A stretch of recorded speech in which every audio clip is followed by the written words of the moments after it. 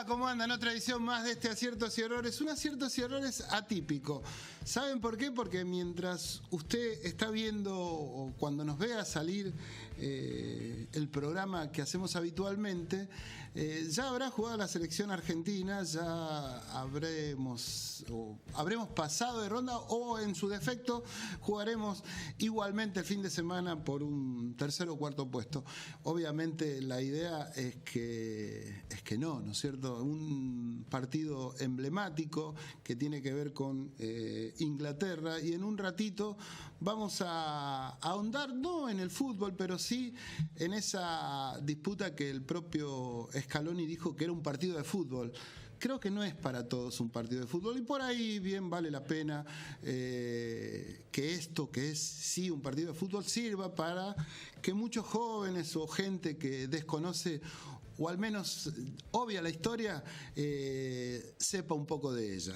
Nosotros vamos a comenzar con eso que hacemos habitualmente, y tiene que ver con las noticias de la semana, que con esto del Mundial parece que pasan a segundo plano, pero no lo es tanto. Nosotros en el día de hoy vamos a tener algunas temáticas puntuales, más precisamente lo que tiene que ver con los docentes en un ratito en el primer bloque. Por lo pronto, esta semana, en este hacer o querer hacer por parte del gobierno, reanudó las obras en los distintos ferrocarriles. Por eso anunció cierto trabajo que va a realizar, y esto trajo consigo algunas quejas de distinto tipo, ya que el intendente de Tigre, el propio Zamora, manifestó su queja porque uno de los lugares que recibe mucho turismo interno es esa localidad los fines de semana, y el tren es más que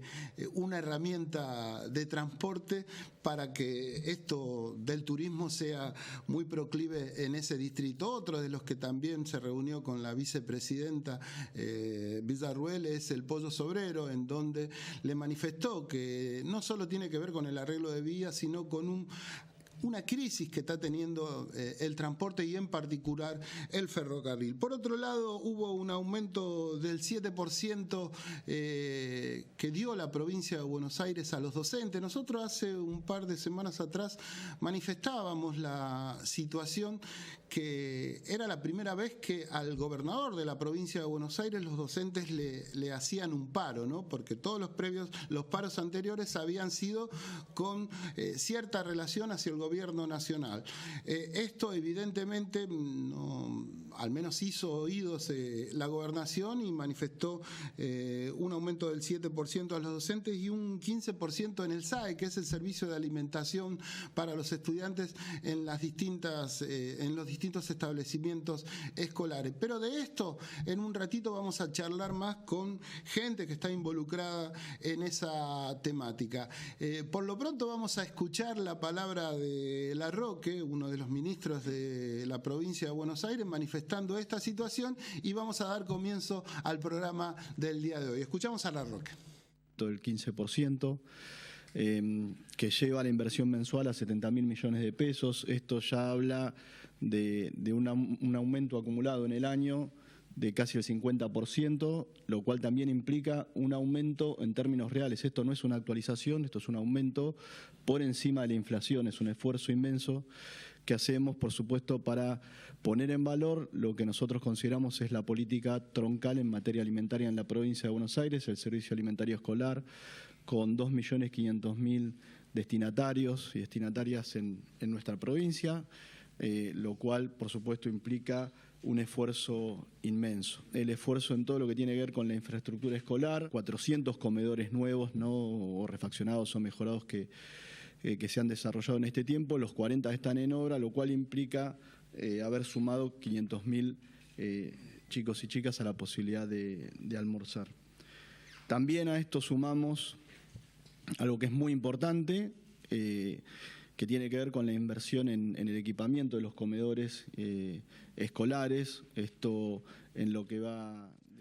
Bueno, ahí escuchábamos al ministro Larroque manifestando esto que nosotros decíamos al comienzo del programa. Ya me acompañan Facundo Pilarche, que es delegado docente, integrante obviamente del PTS y de la lista, la agrupación Marrón. También me acompaña Raquel Lescano, que es docente. Y la pregunta que amerita indefectiblemente tiene que ver con si esto fue en función del paro. Hoy hay un paro también. Hoy es martes, nosotros estamos grabando un día martes, obviamente por el tema de la selección que va a jugar el día miércoles, cuando nosotros estamos saliendo al aire. Pero no miró para otro lado el gobierno con esta decisión que tomó, o un aumento que por ahí no es lo que ustedes esperan, pero aumento al fin. Sí, mira, nosotros estamos en el marco de una jornada de paro esta semana que se fue votada por un plenario provincial de delegados de la lista multicolor en el SUTEBA Matanza recuperado. Estamos en el marco de un ajuste brutal a partir del gobierno nacional desde ya, pero que en la provincia de Buenos Aires, según el propio Álvarez Agís, que es un integrante de la corriente política del gobernador, dijo que ajusta más que Milei incluso, ¿no? Entonces, en ese marco, en educación se siente un montón esa situación de ajuste. Nosotros veníamos de un paro de la semana pasada, también del 30 de junio, que también hicimos con la multicolor, y después la conducción de SUTEBA, la lista celeste de Baradel, que es también afín al gobierno provincial, convocó entre gallos y medianoches, con 12 horas de aviso, también a un paro. ¿Por qué? Porque en junio no tuvimos ningún aumento salarial. Entonces nosotros lo que estamos denunciando primeramente es que de lo que va de mayo a septiembre, en realidad ese 7% que vos mencionabas, que son en dos tramos, ¿no? Un 5% y un 2%, termina siendo un promedio de 1,7% de aumento salarial. Entonces hay una pérdida clara del poder adquisitivo del salario para los trabajadores de la educación, que tenemos un sueldo que está por debajo de la línea de la pobreza.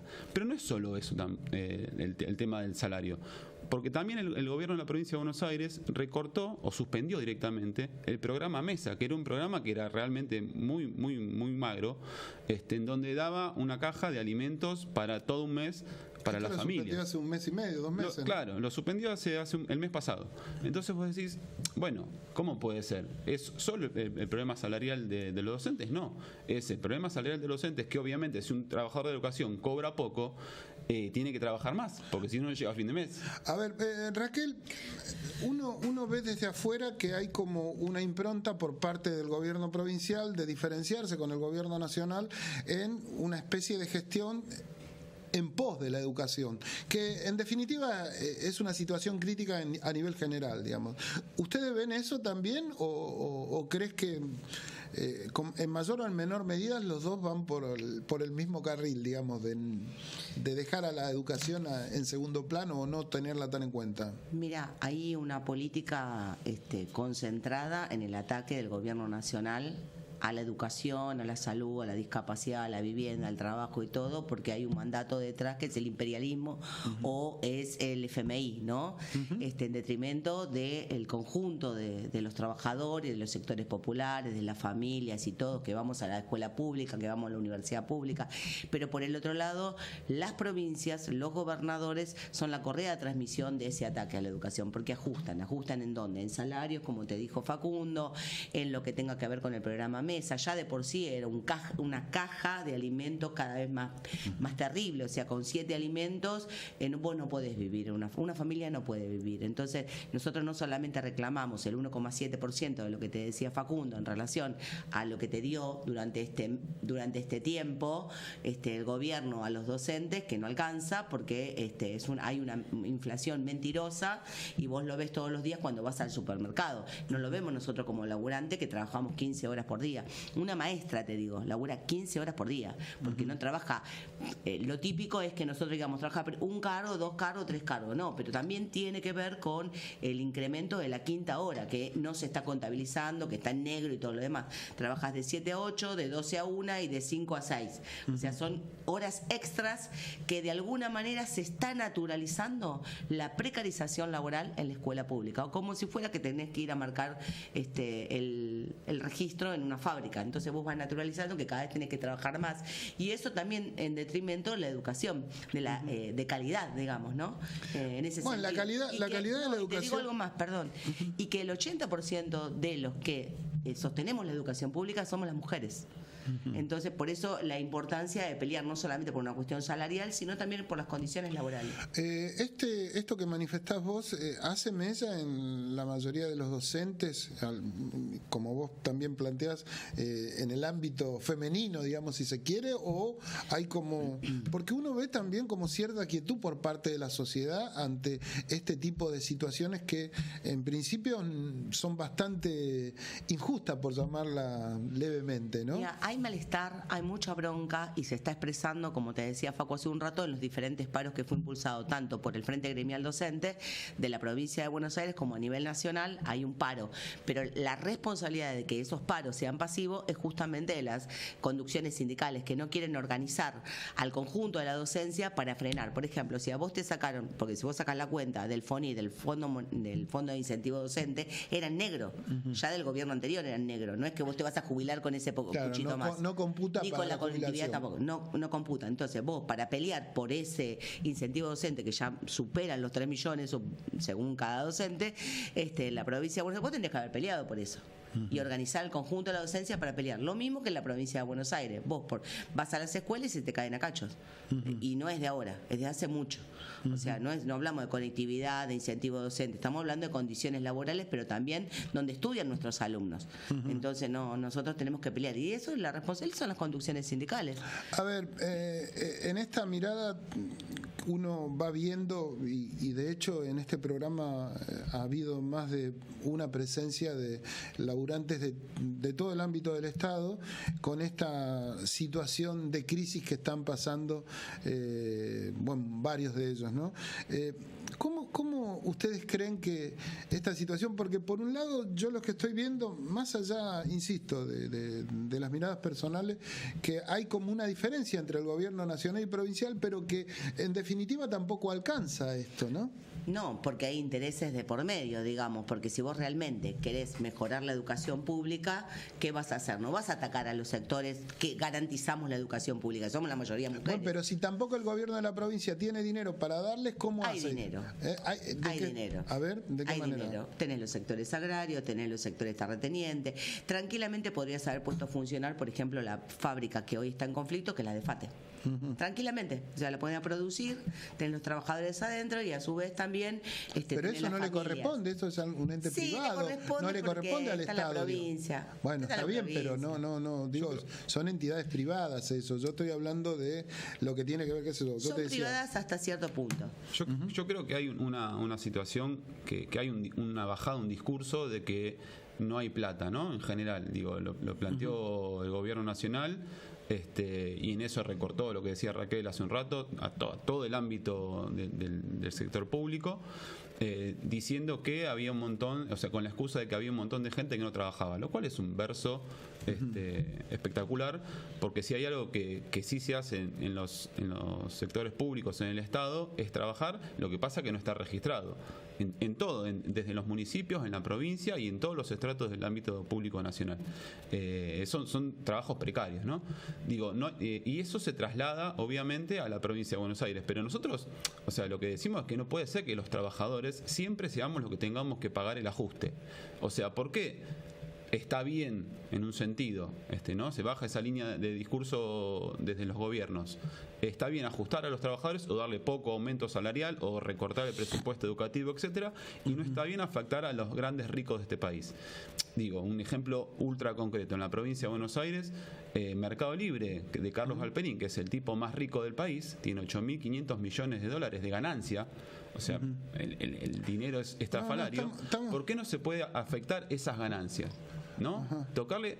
No te estoy diciendo sacarle todo. Bueno, pero no es política del gobierno, no es política eso. De hecho, el gobierno lo manifiesta claramente, por eso, que no hay no va a ir por ese camino. Es que en ese sentido, justamente es lo que te digo. O sea, siempre la variable de ajuste somos los trabajadores, siempre en todos los gobiernos.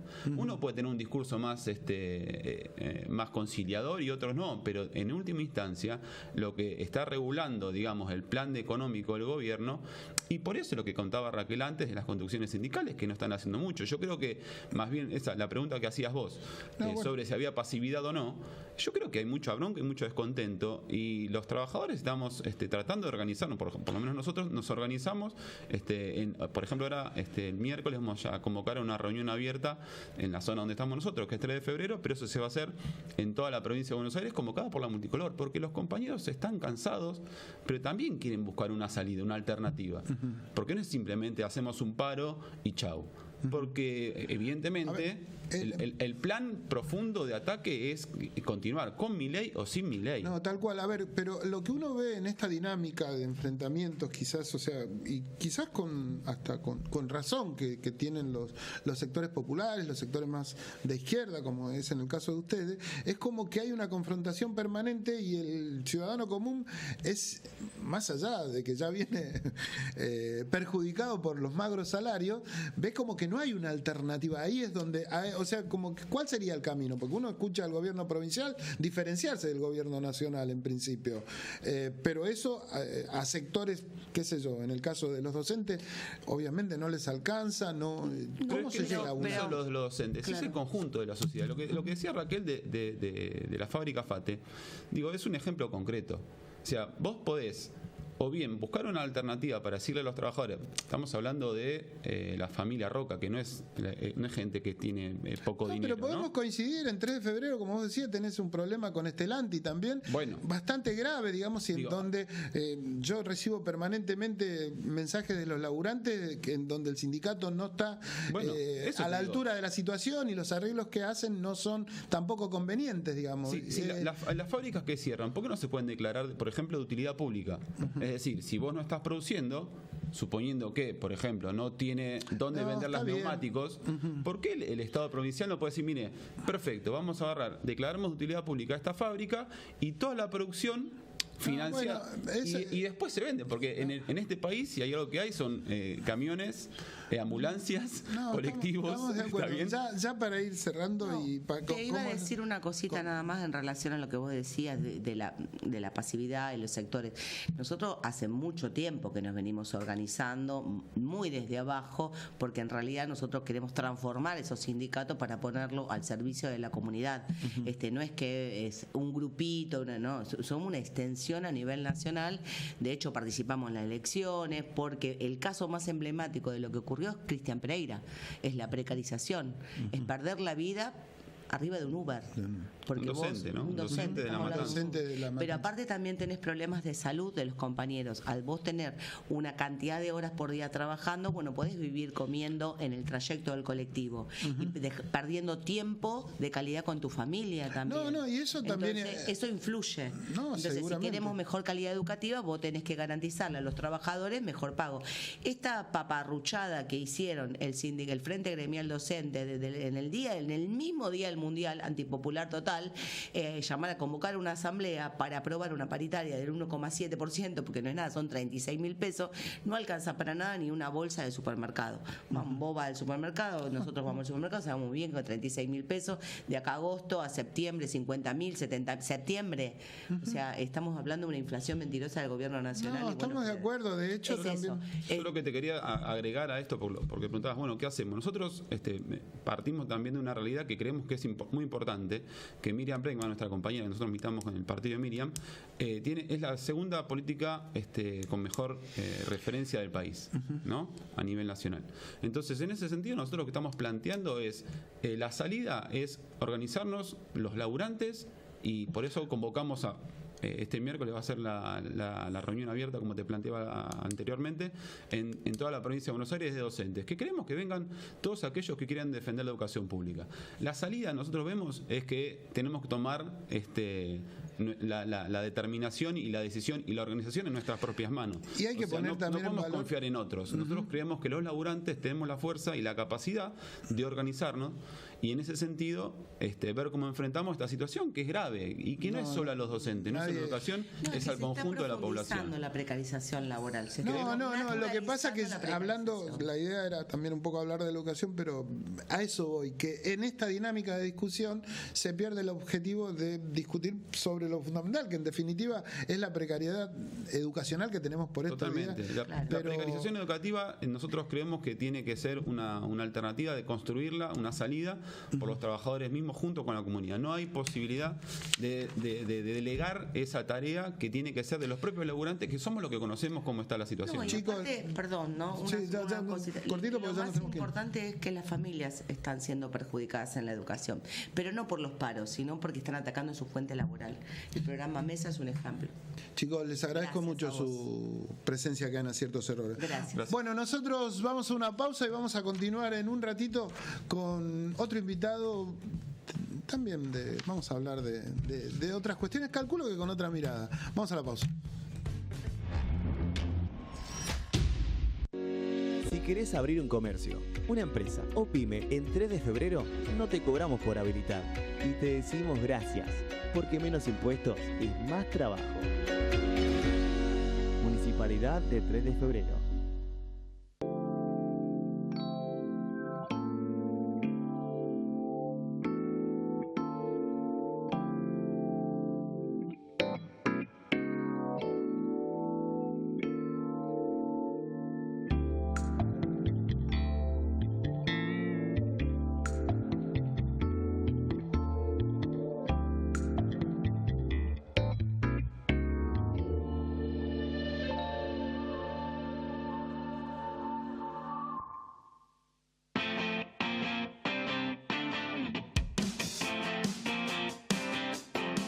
Cámara de Diputados de la Provincia de Buenos Aires. Seguinos en nuestras redes sociales y entérate de nuestras actividades.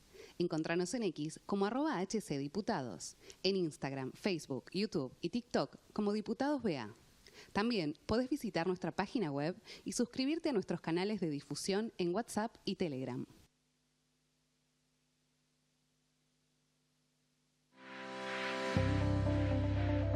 Más de 50 años de trayectoria,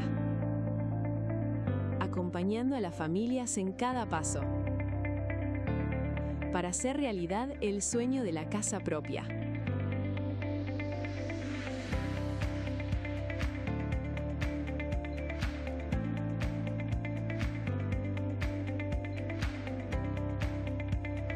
Construimos tu futuro.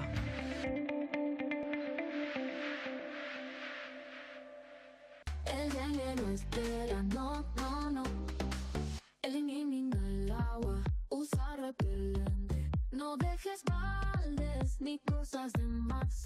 El agua estancada hay que eliminar. El las rencillas, mantén todo bien. En San Martín nos ponemos al frente. El dengue no espera, no, no, no. YPF presenta Promo Energía Argentina. Un fin de semana, una ciudad, 3 ídolos, 2 pasiones, y entre todo eso, vos. Vení a YPF, raspá y viajá a Miami a alentar a tus ídolos en un fin de semana inolvidable. YPF, Energía Argentina. Una heladería con una trayectoria de 50 años en el mercado. Los Amores, un negocio rentable, con más de 120 sucursales en todo el país. Invertí en tu presente y futuro. Franquicia Los Amores.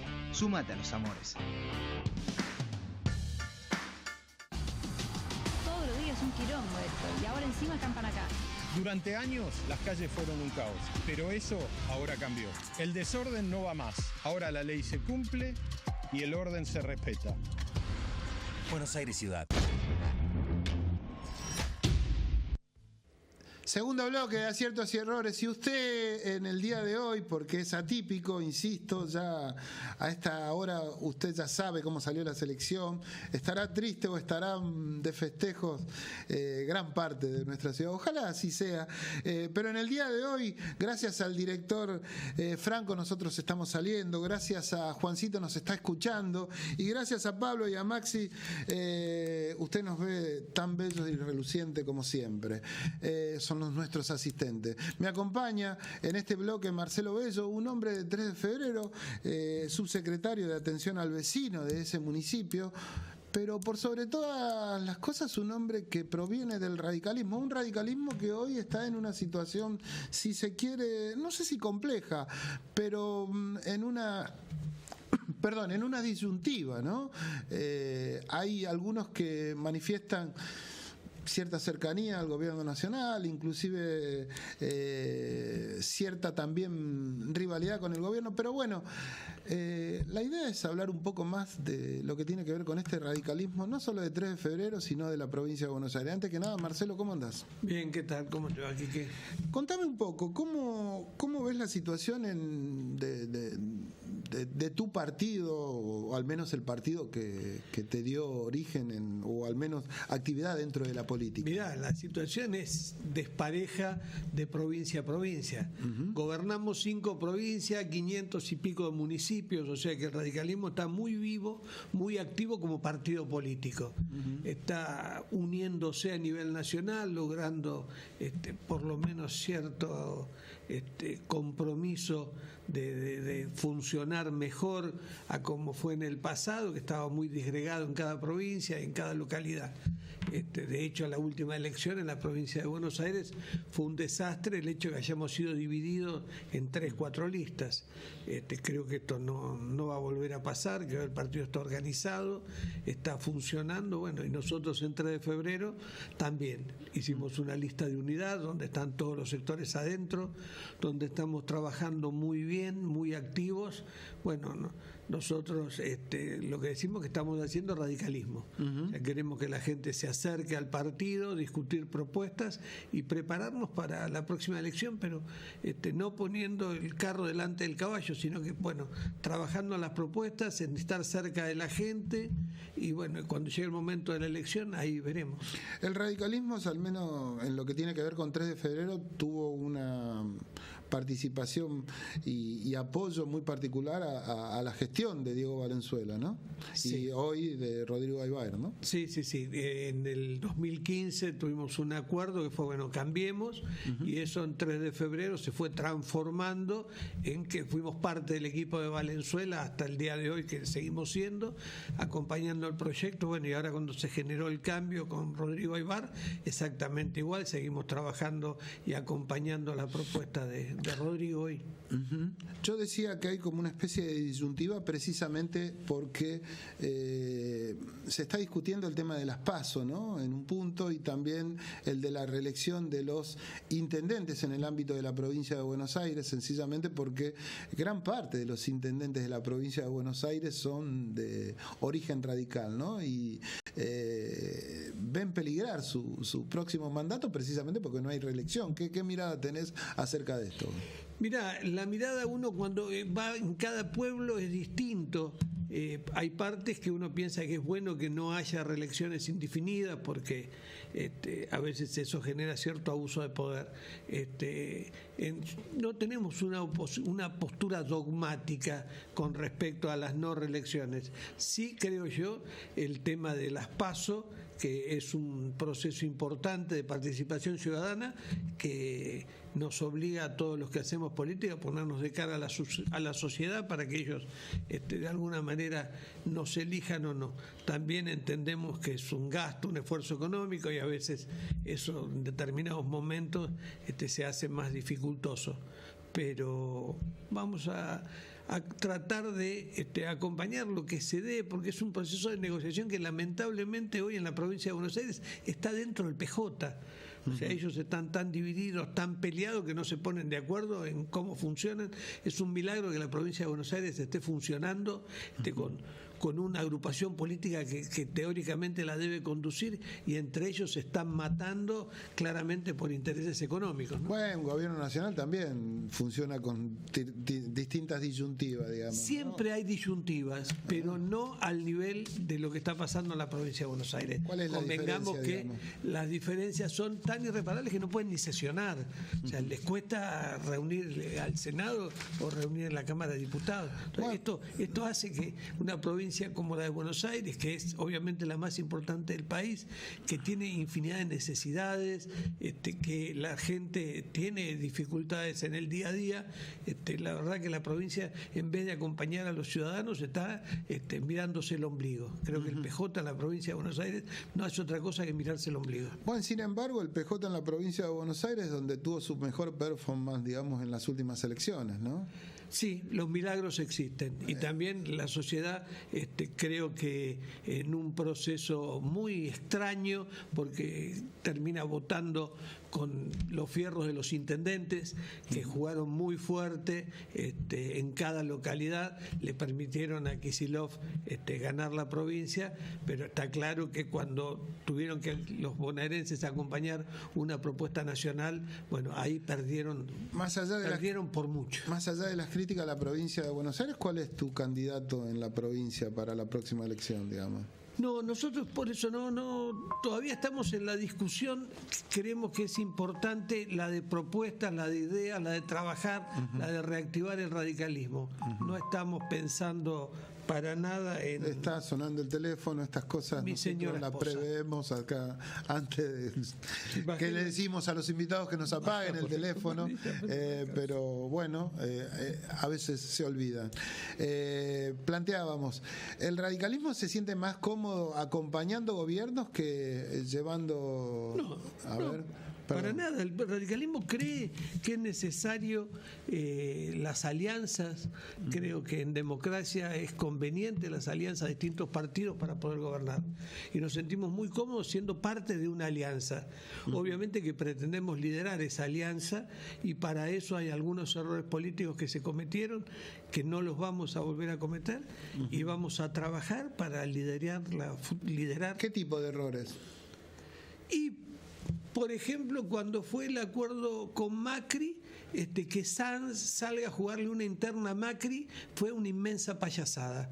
Yo lo respeto muchísimo a Sanz como político y todo, pero creo que fue una cuestión nada más que del ego de él. Porque ya desde el mismo radicalismo, los radicales ya habían decidido en el 2015 que el candidato era Macri. Entonces salir a hacer una PASO cuando ya toda la sociedad decía que el candidato iba a ser Macri, el radicalismo había decidido acompañar eso, hacer en ese momento una elección como la que hizo por un lado Lilita y por otro lado Sanz, fue una inmensa payasada que puso al radicalismo en ridículo en esa elección. En lo que tiene que ver con 3 de febrero, ¿vos crees que el radicalismo va a tener candidato o va a aliarse a esa especie de alianza, como vos planteás, con Yo creo Diego que va a haber una alianza. Nosotros obviamente que en 3 de febrero queremos acompañar la propuesta de Diego Valenzuela o el grupo con el que estamos trabajando hace 10 años, pues estamos muy cómodos, muy felices de participar y muy contentos con la gestión que se está haciendo. Entonces sería contradictorio que nosotros estar diciendo que queremos romper eso nada más que por una cuestión. Pero Valenzuela ya se tiró de lleno a las filas, a las huestes de los libertarios, digamos. Ya sí, está claro que nosotros no somos libertarios y que la gestión... Bueno, pero ¿cómo hace la gente para diferenciar eso? La propuesta nuestra es una propuesta de 3 de febrero, de la provincia de Buenos Aires. Creo que en la provincia de Buenos Aires hay que realmente dar una pelea para sacar el peronismo a la provincia de Buenos Aires y la única manera de hacerla es juntándonos todos. Entonces creo que juntar separados en esa elección... ¿Vos crees, o sea, por lo que decís, que es más complejo ser peronista en la provincia que ser libertario? Creo que la opción es falsa. En la provincia de Buenos Aires tiene que haber una gran alianza de varios partidos políticos que gobierne bien, que reivindique muchas de las muy buenas acciones de Vidal como gobernadora, que realmente la gente no la supo ver en su momento, creo yo, que en muchos procesos fue modernizadora, que fue realmente innovadora, y me parece que el camino es por ahí, por una gran alianza de partidos políticos. Y ahí tiene que estar el radicalismo. Obviamente que nosotros vamos a plantear que esté en la mejor posición posible. Tenemos un problema con el teléfono hoy, ahí con el coso. famoso sería bueno que lo apague directamente al invitado, le decimos, pero más allá de eso, lo que quería un poco poner sobre la mesa es, vos sos parte de la gestión de Diego Valenzuela, digamos, cómo es el trabajo en un municipio, digamos, que si bien fue votado con características de otro partido político o no, qué sé yo, porque el PRO hoy es parte también de lo que es el gobierno nacional, pero no deja de ser el único municipio libertario. Somos un equipo de trabajo muy coherente que está permanentemente cuidando desde la economía del distrito para tener una economía sana, con la posibilidad de, por ejemplo, poder financiar una obra tan importante como el túnel de Hornos con fondos propios. Esto realmente habla de una administración muy sana y de un gran esfuerzo que estamos haciendo para que todo siga funcionando, para que todo fluya. Yo estoy en el área de atención al vecino y bueno, diariamente lo que estamos haciendo es tratar de estar cerca de la gente, escuchando no solo el reclamo, sino también la propuesta. ¿Qué te dice el vecino en esa área, digamos? ¿No? ¿Qué es lo que vemos con más frecuencia? Muy arbitrario hablar de qué dice el vecino. Bueno, está bien, pero ¿qué problemática hay con más frecuencia? Y la problemática es que hoy va cambiando. Hoy es la poda, las luminarias, por ahí que bueno, se apaga una luminaria, 3 de febrero todos saben que está hoy muy bien iluminada, que todos estamos pensando en, yo qué sé, Urquiza, que tiene una cantidad de luminarias correcta, pero por ejemplo agregarle alguna más como para que todas las comerciales estén más de día, o sea que estamos yendo por el progreso. El tema del bacheo, hoy no encontrás un bache en ninguna avenida, los baches hoy se encuentran en las calles secundarias y de todos modos se está trabajando mucho en el bacheo, o sea que hay una obra en marcha todos los días. Hoy se abrió uno de tantos baches, hoy se arrancaron 10 baches, uno en la calle Torque es muy importante, una losa entera, son muchos metros. Los vecinos saben que es muy costoso el tema del bacheo, bueno, lo estamos llevando adelante sin ningún apoyo de la provincia. ¿Sí del gobierno nacional? No, porque tampoco Nación está invirtiendo en obra pública, o sea que con financiamiento propio realmente el municipio está trabajando. Y ni hablar la gente de servicios urbanos que presta un servicio incomparable en todo el tema de la obra. Pareciera que por lo que decís que 3 de febrero es una isla en medio de todo este lío en donde muchos, o sea, hay endeudamiento por parte de los vecinos, de ciudadanos comunes por una política económica que pareciera, bueno, en el primer bloque también hablaban los maestros, que no es del todo beneficiosa para algunos sectores, ¿no? No, yo no, a ver, no te puedo hablar de la política nacional porque realmente uno está nacional, en el día a día y paso a ser un militante política más. Creo que lo importante para nosotros que estamos trabajando en la gestión es destacar la obra que se está haciendo en el municipio, el trabajo que se hace, que obviamente siempre nosotros sentimos que es insuficiente. Pero por ejemplo, hoy que estamos saliendo a timbrear para hablar con los vecinos, para hacer encuestas, porque la idea es estar en comunicación permanente, la inmensa respuesta del vecino es positiva. O sea, cuando uno le toca el timbre le pregunta, bueno, ¿qué tal el barrido? ¿Qué tal? Entonces, el barrendero pasa, limpia, la luz funciona, la basura me la llevan. Obviamente que tenemos dificultades con vecinos que tiran basura o disponen mal de la basura, otros que disponen mal de la poda. En muchos casos los multamos. O sea, que no es todo perfecto, ni el paraíso. Pero estamos trabajando y creo que su municipio está trabajando muy bien. Como próximo candidato a intendente en 3 de febrero? Yo creo que hoy hay 4 candidatos intendentes de este grupo. De ese espacio. De todo ese espacio. ¿Quiénes son? Es Daniel Arreich, Rodrigo Aybar, Fernando Ramos y Hernán Lorenzo. Son los 4 candidatos pero bueno. De ahí va a salir el próximo intendente. Yo creo que de ahí va a salir el próximo candidato y yo espero que el radicalismo esté acompañando en ese lugar. el radicalismo va sin candidato. No, va a ir, no candidato a intendente, pero seguramente llevaremos candidatos a concejales, a consejeros escolares. Marcelo, te agradezco mucho tu presencia acá en Aciertos y Errores, ha sido muy amable. Gracias a vos, Quique. Marcelo Bello, el hombre de 3 de febrero, radical, subsecretario de ese subsecretario de atención al vecino de ese municipio. Nosotros vamos a una pausa y nos metemos de lleno ya en el último bloque del Aciertos y Errores del día de hoy. Si querés abrir un comercio, una empresa o pyme en 3 de febrero, no te cobramos por habilitar. Y te decimos gracias, porque menos impuestos es más trabajo. Municipalidad de 3 de febrero.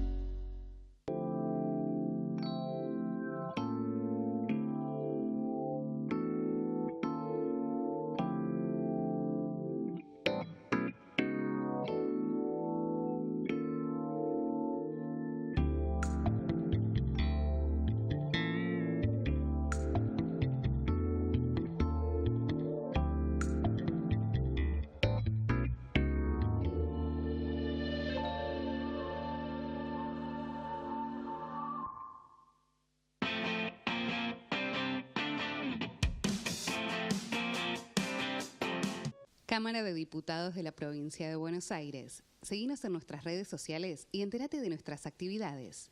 Encontranos en X como @HCDiputados, en Instagram, Facebook, YouTube y TikTok como Diputados BA. También podés visitar nuestra página web y suscribirte a nuestros canales de difusión en WhatsApp y Telegram.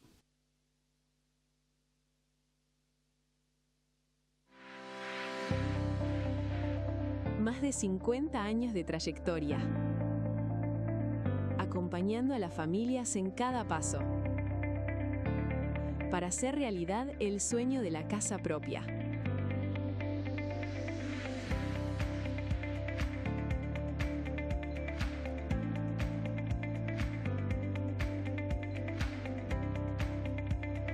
Construimos tu futuro.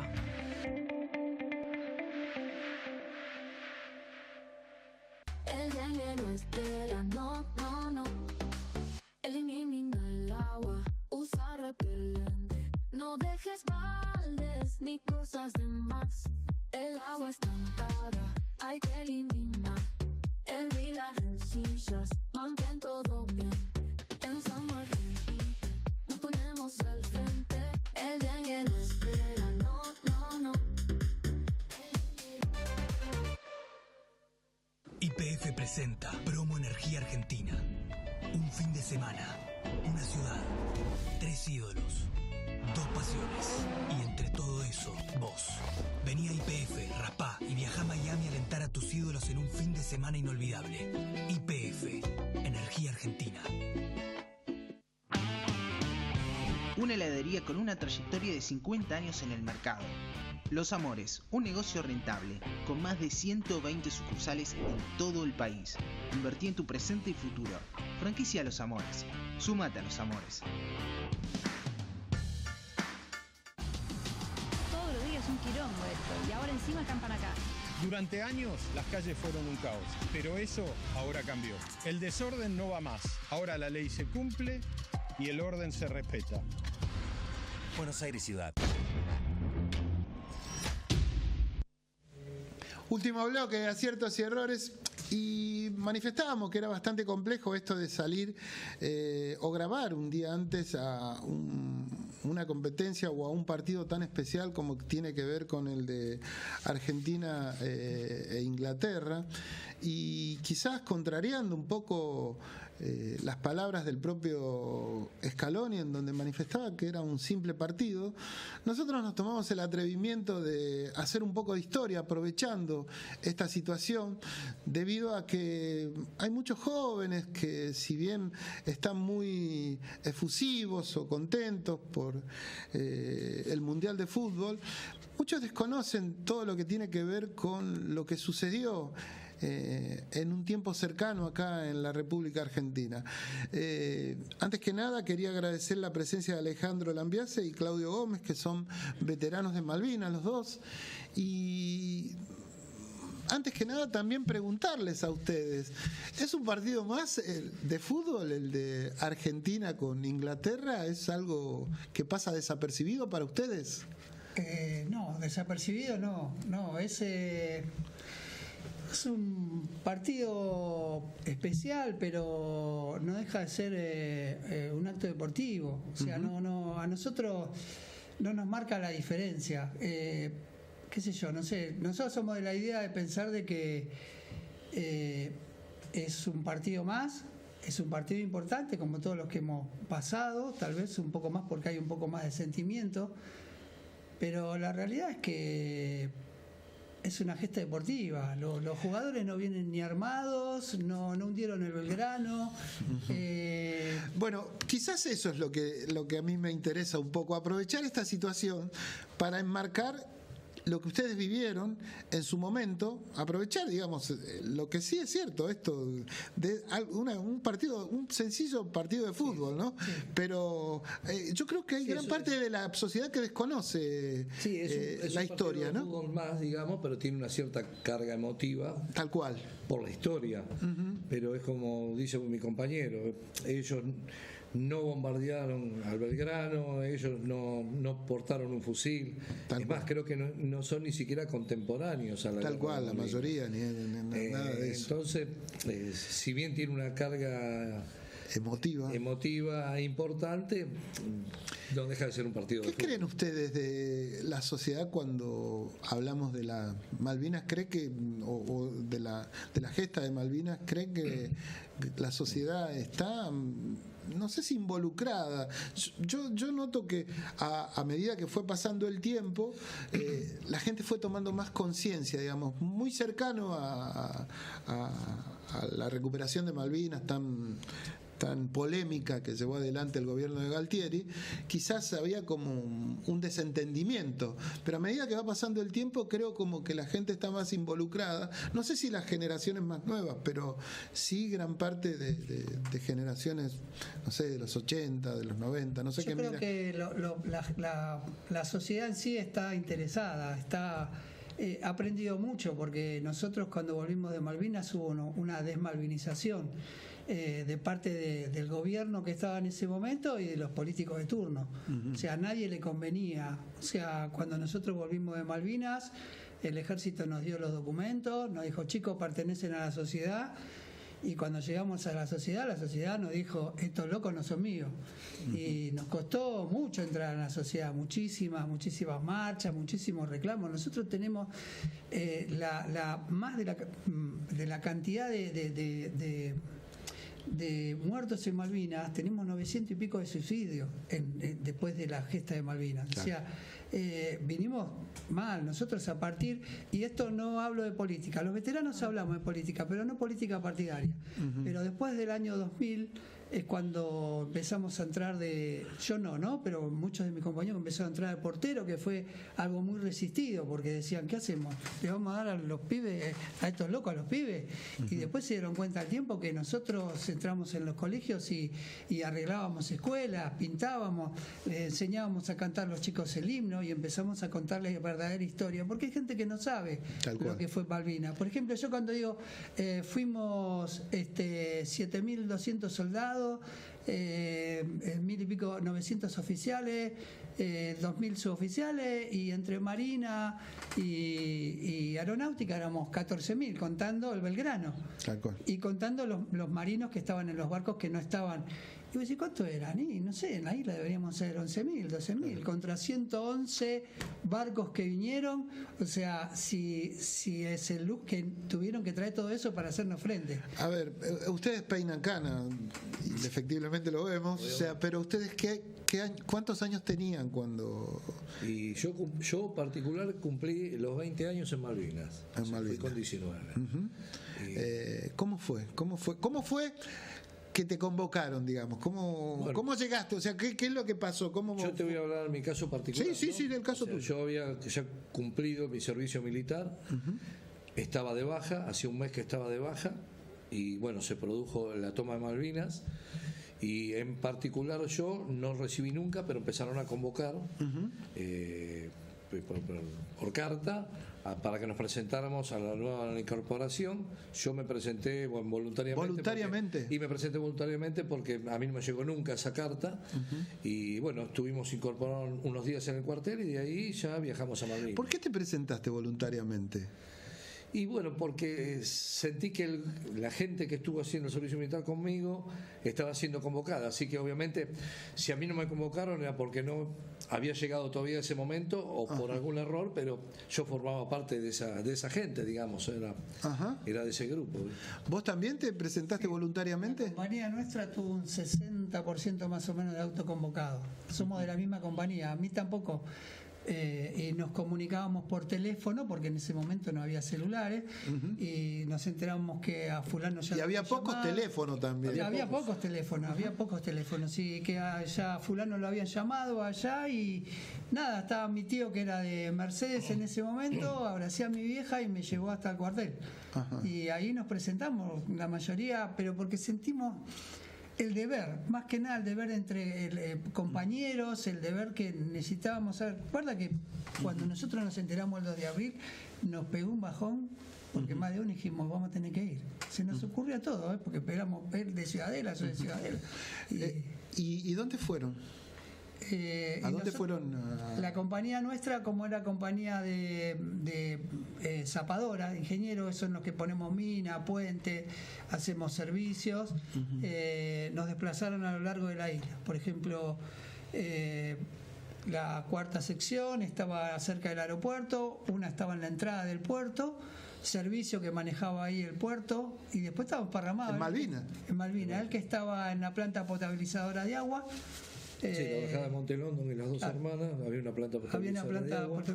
Y bueno, el lugar nuestro era ahí, que en realidad se hacían una guardia, cada 2 días nos iban rotando, pero bueno, el 1 de mayo, que fue el primer bombardeo a la isla, nosotros puntualmente estábamos en la planta y ya no tuvimos más el relevo, quedamos fijos en la planta hasta la rendición, digamos. Bueno, después había una segunda sección y una tercera sección y una primera sección que estuvieron en Monte London y Willow Reef, que estuvieron ahí, y un grupo de voluntarios que los mandaron al Borbón a volar la pista y le dijeron en 3 días lo vamos a buscar y no lo fueron a buscar nunca más, lo dejaron ahí a la buena de Dios. Ese era el desplazamiento de mi compañía. ¿Cuándo sintieron miedo en algún momento? O sea, calculo que permanentemente, ¿no? O sea, pero... Sí, pero el ser humano es como que normaliza, ¿viste? Todo eso, es como que lo naturalizás. El bombardeo ya llega un momento que obvio, cuando llegaba el bombardeo, las pepas te pasaban y decía que no me caía ninguna, rezabas. Yo tomé la comunión, a mí era lo más ateo que había, y en Malvinas tomé la comunión y rezábamos con mi compañero y nos abrazábamos. Pero sí, miedo siempre. Sí, la realidad la tomamos en el primer bombardeo que tuvimos. Es como que ahí tomamos conciencia de lo que estábamos viviendo, porque de entrada no era más que un despliegue militar. Claro. Pero ya en el primer bombardeo, donde empezaron a haber heridos, bueno, ahí es como que nos cayó una ficha que, bueno, esto va en serio. Claro, no era no era lo que, o sea, yo entiendo que ustedes fueron voluntarios no creyendo que eso iba a pasar, digamos. Y no sabíamos bien lo que iba a pasar, pero uno siempre no espera lo malo, o sea, siempre piensa que quizás es bueno, el primer bombardeo tomamos conciencia de que esto va en serio y bueno, después a partir de ahí es como dice él, uno se va acostumbrando a un bombardeo continuo. Ya sabíamos los horarios que se bombardeaba y para nosotros era como ver el partido de fútbol, digamos. Claro. Sabía que empezaba y terminaba. Y bueno, tener la suerte de que no estuviéramos justo en el lugar donde caía una bomba. ¿El trato cómo era de sus superiores, digamos? Y según el lugar donde se desarrolló, era el trato. Todos no eran igual. En mi caso particular, bueno, nosotros hubo días que no teníamos comida, porque si bien había comida en Puerto Argentino, no había manera de distribuirla por la cantidad de bombardeo que había. Y bueno, nos teníamos que arreglar con raciones frías y más o menos lo que podíamos, porque se hacía duro el frío y la falta de comida era un poco complicado. ¿Y el trato de ellos ya cuando ya terminó? No repartían comida. Él era chofer, no, pero no llegaba, no podía llegar por... ¿Y el trato de ellos cuando ya todo terminó? ¿El de los ingleses? Bien, normal, o sea, Nos ignoraron un poco, ¿no? Nos ignoraron, pero es que no nos maltrataron. No. Yo vi un solo ejemplo. Yo te voy a hablar de lo que dijiste con respecto a los oficiales y suboficiales nuestros. Nosotros tuvimos unos oficiales, en mi caso, y suboficiales de menor grado, que se portaron muy bien, estuvieron con nosotros a la par. Creo que la plana mayor no estuvo a la altura, no llegó a estar a la altura. Y después con respecto al trato de los ingleses, la verdad que no nos maltrataron. Vi un caso muy leve ahí de una burla con unos soldados ahí, pero acercaron enseguida a unos oficiales, que te das cuenta que unos oficiales, te das cuenta que yo no entiendo inglés, pero se ve que los retaron y pusieron otro más para que los haga. Pues nosotros, después de que terminó todo, nos hicieron limpiar la ciudad, limpiar los pertrechos, los que estábamos arriba tuvimos que limpiar las cosas que había, los que estaban en el pueblo limpiar, porque la verdad que después de un combate lo que queda, no sé si alguien ve una foto donde están todos los cascos tirados, la pila de fusil, la famosa pila de fusil. Claro, bueno. Sí, si bien nos ignoraron, o sea, nos podían haber tirado al agua si querían, no nos tiraron, o sea, no nos maltrataron, pero un poco también nos ignoraron. Por ejemplo, en el campo de concentración no nos dieron comida, nos arreglamos con los pertrechos propios de la tropa.